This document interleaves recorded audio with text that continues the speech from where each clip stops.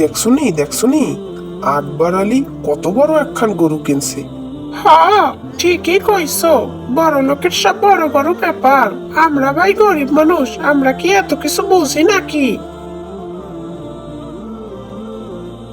মাশাআল্লাহ, গরুটা তো অনেক সুন্দর হয়েছে ইমরান ভাইয়া। আমরা হচ্ছে এই গ্রামের মধ্যে সবথেকে ধনী।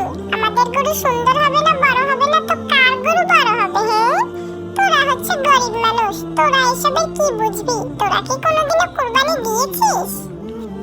হ্যাঁ, ঠিকই বলেছো ইমরান ভাইয়া, আমরা তো গরিব মানুষ, আমরা তো কোনোদিনও কোরবানি দেইনি।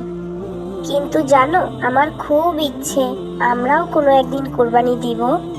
ওই আশাই থাক রে ফাতেমা। আমি শুনেছি কোরবানি নাকি এক হৃদয়ের ত্যাগ। টাকা পয়সা ছোট বড় দিয়ে নাকি কোরবানির সওয়াব নির্ধারণ করা হয় না।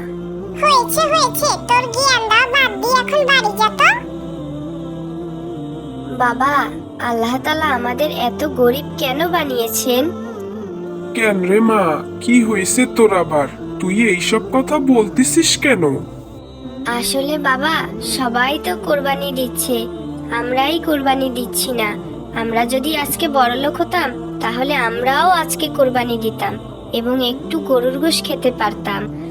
মানুষ আমাদের নিয়ে হাসাহাসি করতে পারতো না। আমরা আজকে গরিব দেখি মানুষ আমাদেরকে নিয়ে হাসাহাসি করে বাবা। ছি মা, এমন কথা আর কখনোই বলবা না। কারণ আল্লাহ তাআলা যাকে যেমনই রাখুক না কেন, আমাদের সবারই তার উপর সন্তুষ্ট শুকরিয়া আদায় করা উচিত। কারণ আল্লাহ তাআলা তো এর থেকেও খারাপ পর্যায়ে আমাদের রাখতে পারতেন। আর কোরবানি তো লোক দেখানোর জন্য নয় রে মা, কোরবানি তো এক হৃদয়ের ত্যাগ।